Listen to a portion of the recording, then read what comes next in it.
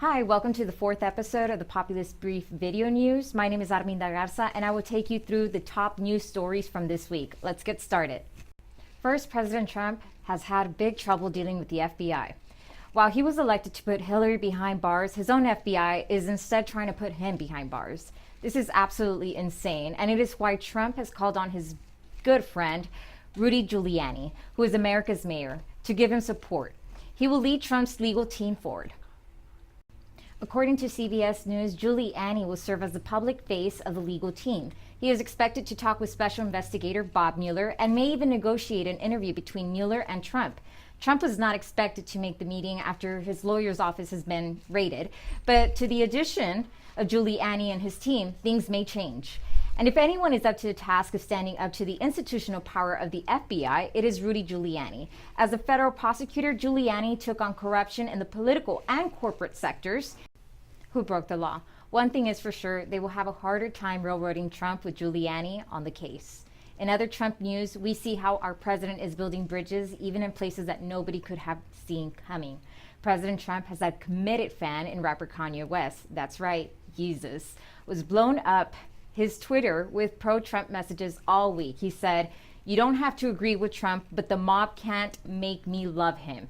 We are both dragon energy. He is my brother. I love everyone. I don't agree with everything anyone does. That's what makes us individuals, and we have the right to independent thought."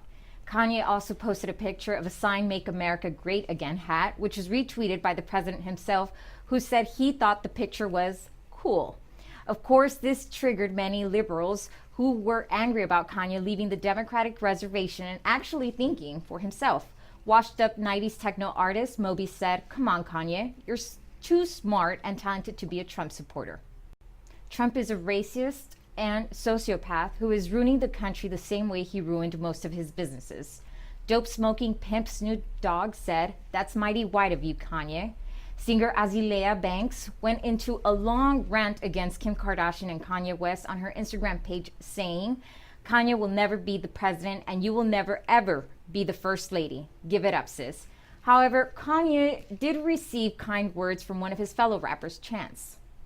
The rapper replied to Kanye saying, "Black people don't have to be Democrats," as well as "Next president gonna be independent." These developments show that the mainstream media is wrong when it says that Trump's pro-America movement is for whites only.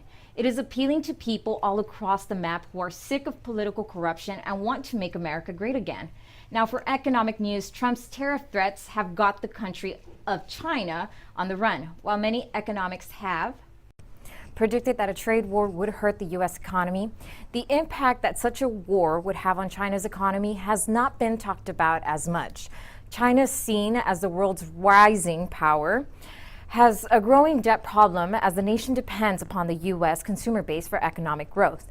While the United States has a serious debt problem, China is rapidly going down the same path. The debt to GDP ratio in China has risen from 160% a decade ago to over 300% today. This has caused many analysts to warn of upcoming bubbles that could tank China's economy, a $20 trillion shadow banking industry that a few people can even understand may hurt China in upcoming years as well.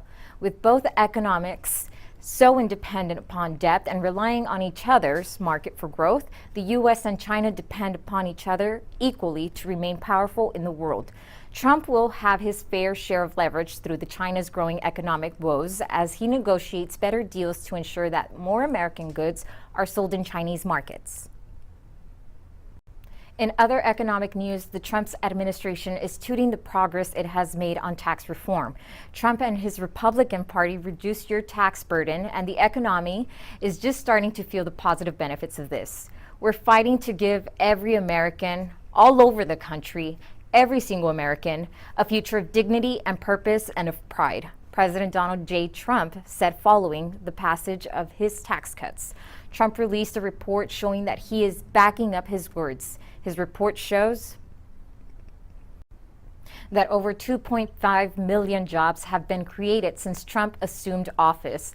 The unemployment rate is at a 17-year low. The Hispanic and African American unemployment rates are the lowest ever recorded. Trump is also preparing to create opportunity zones to spur investments in areas with low economic output to create more businesses, remove blight, finance construction projects, and more. Trump's tax reform is also expected to help small businesses by allowing them to make more deductions as business optimisms reach an all-time high.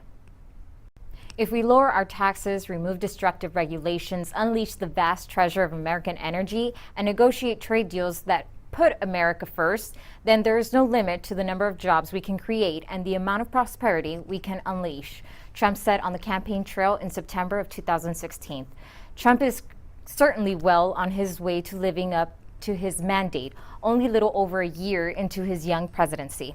Moving to media news, CNN has sunk to a new pathetic low. They are now creating fake news to blackmail advertisers and platforms, using the false information to spur the censorship of their competition. CNN recently published an article titled "Exclusive YouTube Ran Ads" from hundreds of brands and extremist channels. The article's clear intent was to defame CNN's competitors by including them with evil groups like North Korea and the Ku Klux Klan. The article reads ads from over 300 companies and organizations, including tech giants and major retailers, as well as newspaper and government agencies, ran on YouTube channels promoting white nationals, Nazis, pedophilia, conspiracy theories, and North Korean propaganda, a CNN investigation has found. CNN contacted many corporations with the disinformation in an attempt to get them to create pressure on YouTube. In order to censor their competition, YouTube, which is owned by Google, is more than happy to comply with the censorship, although CNN complains that they aren't implementing it fast enough. We have partnered with our advertisers to make significant changes to how we approach monetizations on YouTube with stricter policies, better controls, and greater transparency, a YouTube spokesperson said in a press release. As the corporate media continues to fail and get clowned on by Donald Trump, expect more desperate moves to create censorship and other anti-American practices as they try to keep what's left of their readership. Speaking of getting clowned on by President Trump, the Democratic National Committee is in shambles, are getting smoked by Trump in the 2016 presidential election in their latest desperate move. They filed a lawsuit against President Trump, the country of Russia, and WikiLeaks are alleged collusion that supposedly affected the result of the 2016 presidential election. Whether lawsuit against WikiLeaks was really Hillary Clinton's idea and how much it is going to cost Democrats. WikiLeaks has been under heavy attack in recent weeks. Its founder is banned from the internet and it is being isolated while confined to Ecuador's embassy in London. Coinbase recently stopped processing Bitcoin payments for the WikiLeaks store, which was operating out of Canada, in an attempt to choke off WikiLeaks funds, although they are getting hammered by the establishment. WikiLeaks remains bold in the face of the repression and continues to push for the WikiLeaks is firing back at what they believe is a sham of a lawsuit, posting a series of tweets brutalizing the Democrats for their attempt to keep Russian hysteria going. They are even launching a counter lawsuit against the Democrats. They posted on their Twitter accounts, "The Democrats are suing at WikiLeaks and at Julian Assange for revealing how the DNC rigged the Democratic primaries. Help us countersue. We've never lost a publishing case and discovery is going to be amazing fun." They also posted the following: DNC already has a lawsuit which the press has become bored of. Hence the need to refile it as a new suit before midterm. As an accurate publisher of newsworthy information, WikiLeaks is constitutionally protected from such suits. In response to an interview with the DNC chairman, Tom Perez, WikiLeaks said, "It's hard to understand where the DNC thinks it is going with the lawsuit that says voters, WikiLeaks, took away our right to lie about rigging the primary. We had lots to hide, but even failed there." WikiLeaks also posted a juicy bit of gossip on their Twitter account regarding Hillary. They said DNC head Tom Perez refuses to say. and to government and corporate secrecy all over the world. And now we are going to end this newscast on a ridiculous note with a story that really drives home how America is becoming a total joke as globalism takes hold. A transgender woman is demanding that a prison comply with her wishes to practice her faith while behind bars. Transgender 40-year-old female Jennifer Ann Jasmine is serving 16 years in prison for a second-degree sexual offense. She has filed a lawsuit after being supposedly unable to practice her religion of witchcraft. Despite her transition, Jasmine is still located at the all-male Lanesboro Correctional Institution. Jasmine claims that her constitutional beliefs were harmed by the prison facility for restricting how she can practice witchcraft. Jasmine demands that the prison provide her with the foods that Wiccans are meant to eat for their rituals. She claims to be a victim of discrimination, as Christian inmates can practice up to 6 times per week, and Native Americans are able to worship up to 3 times per week. Jasmine, who used to be known as Duane L. Fox, wants the prison to provide her with special clothing as well so she can practice her rituals of witchcraft. She also wants to be able to light candles for such ceremonies. Jasmine believes she is entitled to this special treatment and even demands a jury trial based on her complaint. She demands $1 single in damages from each of the chaplains who she believes have wronged her as well.